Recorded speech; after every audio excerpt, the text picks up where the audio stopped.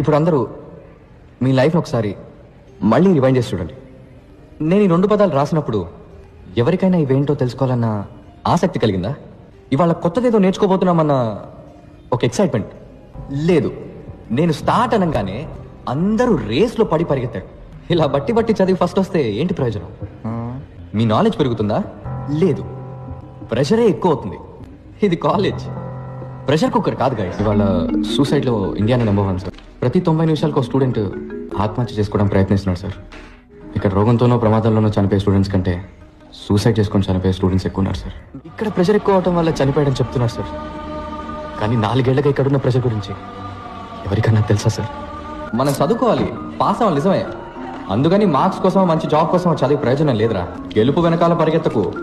నీకు నచ్చిన వృత్తిని ఎంచుకో, అందులో నువ్వు బెస్ట్ అనిపించుకో, సిన్సియర్గా పనిచేస్తుండు. గెలుపు ఆటోమేటిక్గా నీ వెంట వస్తుందని స్వామీజీ చెప్పారు.